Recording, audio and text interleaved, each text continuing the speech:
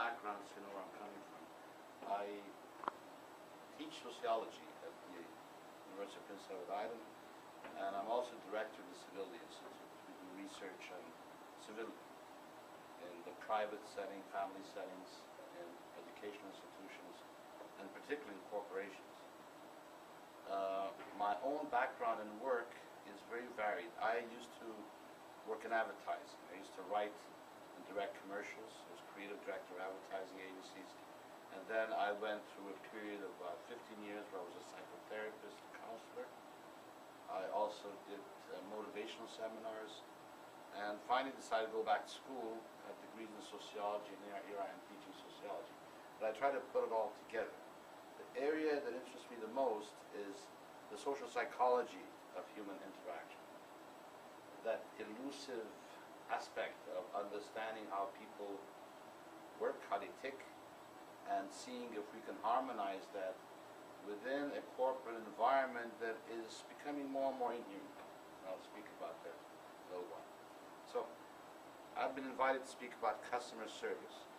I had the pleasure of looking at the textbook that you're using, which is excellent.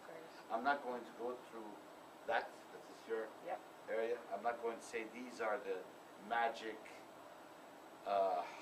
steps to follow to have good customer service. I was watching a YouTube video last night, and one of these very motivated speakers speaking, and he had the MEND formula, right? And it was communicate, empathize, never say the customer's wrong, and then the last one was something like hug the customer. So I'm not going to give you a formula. I want to speak a little bit about the dilemmas, because as you go out into the world and you get jobs, any job you get is about customer service.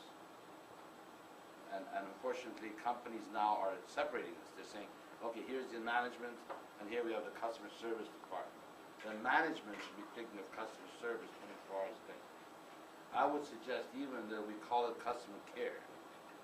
Service is, it's like you're an employee, you're a servant. There's an attachment between where you are and where the customer is.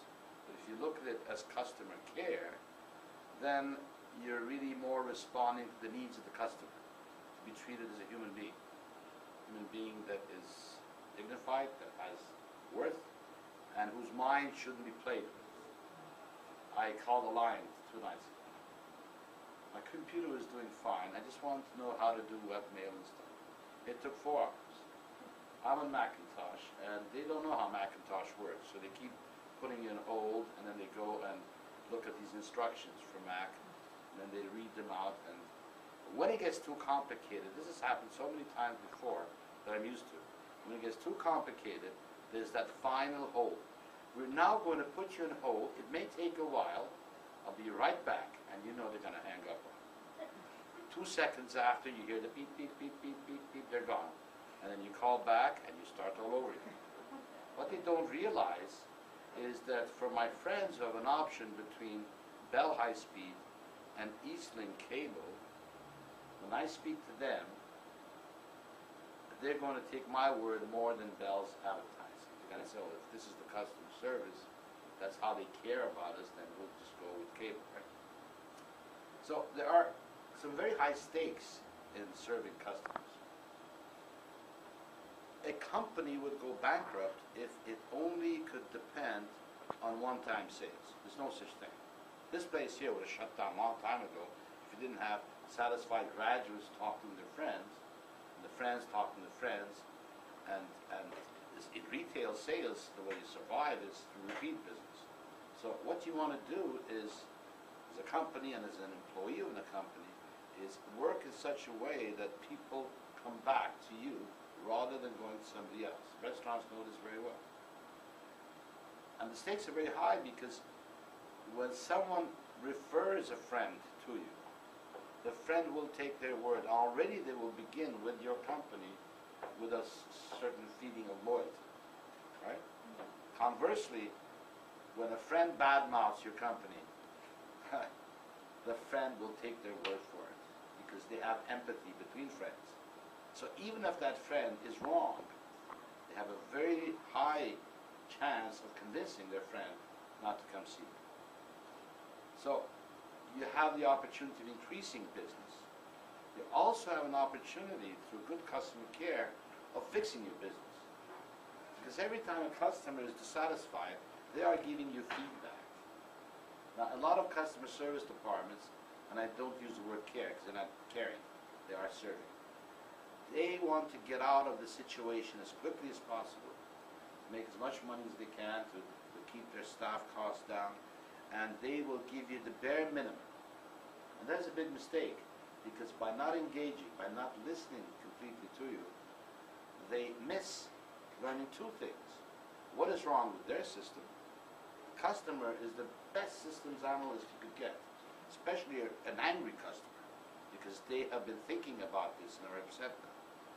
Or you can understand how your system could be presented and explained better, so customers don't do dumb things like, you know, your modem is unplugged and you call Eastlink to complain that your internet's shut off, right?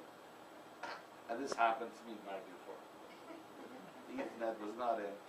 I saved face in the end. I said, oh, I just found the solution. I use my own knowledge base, I suppose. To complicate things, you also have a very new market environment. People are stressed, they're hurried, they're experiencing role conflict, which is what you experience when you're doing too many things, and each thing is putting demands on you. Like you have a child, you go to school, and you have to earn money.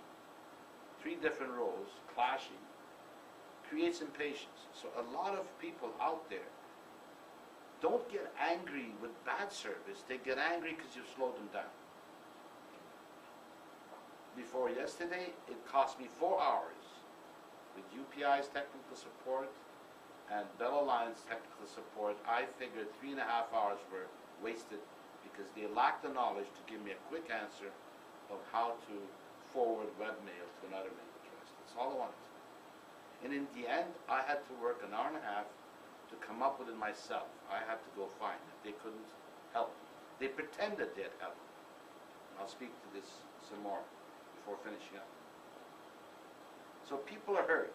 Bad service slows them down. And the anger is very often not connected to the fact that they're dying to get their product working. Because we all know we have so much stuff we own that if one thing doesn't work, we'll trade another to it. Right? It's the emotional needs of people that are not being met. Most customer service should be connected to meeting the emotional needs of the customer, not just their logical needs. A person calls you and says, oh, I don't have internet, I don't know what to do, I'm going crazy. And depending on how you serve them, I know I'm talking a lot about online service, but the same thing in stores, same thing in a small insurance company. We have 3 people seated in the front office. What people want to feel is that they are being considered. You have another thing that complicates the jobs you'll be doing is the massive changes in technology. Every day something's changing.